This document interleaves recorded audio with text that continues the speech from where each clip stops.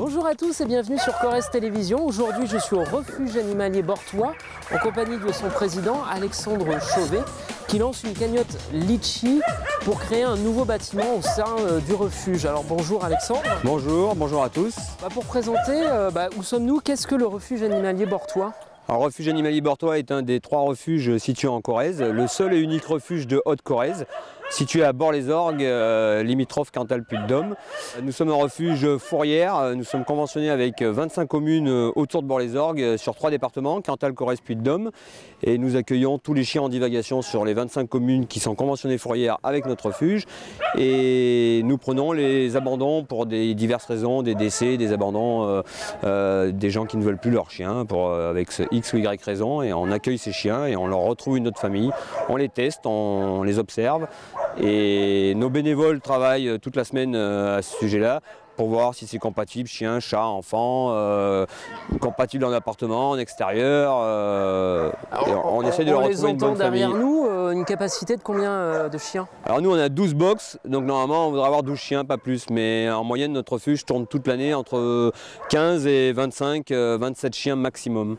Donc on essaye de faire des jumelages suivant les chiens castrés, les femelles stérilisées et les ententes, mâle-femelle ou femelle-femelle, mâle-mâle, pour essayer des fois de gagner un box quand on est en période, moi j'appelle ça les zones rouges. Le refuge est en zone rouge quand on a dépassé notre quota d'accueil, et ça a été le cas au mois de décembre, où justement le jour de Noël on a été obligé de créer des box provisoires avec des grilles pour pouvoir accueillir plus de chiens que malheureusement on avait la capacité d'en avoir.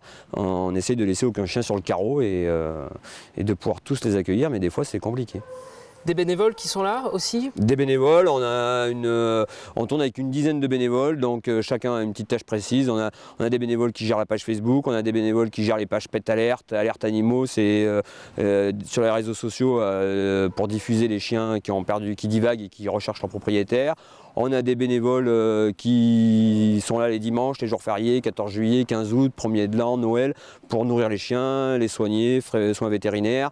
Nettoyage des box, toutes ces choses-là. Donc on tourne toute l'année, notre refuge tourne 365 jours par an.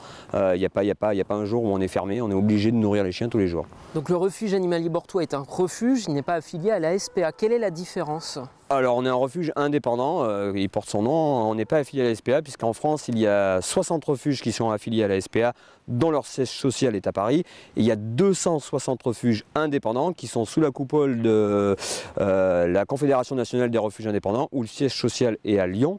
Mais par contre, voilà, on gère notre trésorerie nous-mêmes. Et c'est vrai que les gens ont tendance à penser que tout le monde est SPA, donc tout le monde fait des dons à la SPA. Mais en réalité, quand on fait un don à la SPA, il ne va pas au petit refuge du coin, ni au refuge de bord, ni au refuge indépendant. C'est important, si les gens ont un don à faire, notamment pour notre cagnotte Litchi, si les gens ont peur de le faire par carte bancaire parce que ça les effraie, ils peuvent aussi venir au refuge. On a une petite caisse qui est réservée uniquement à cette cagnotte pour l'achat de l'Algeco.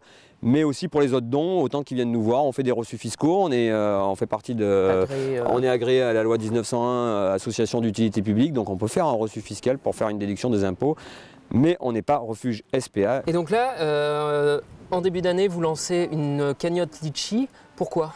Parce qu'à l'heure actuelle, notre cuisine qui est derrière nous, qui nous sert de cuisine, pharmacie, salle de toilettage, infirmerie, accueil du public est beaucoup trop petite. C'est un tout petit local. C'est un tout petit local, vous l'avez vu quand vous êtes arrivé. Si on doit accueillir quelqu'un pour une adoption ou un abandon, on est obligé de faire sortir tout le monde parce que ça reste anonyme et confidentiel.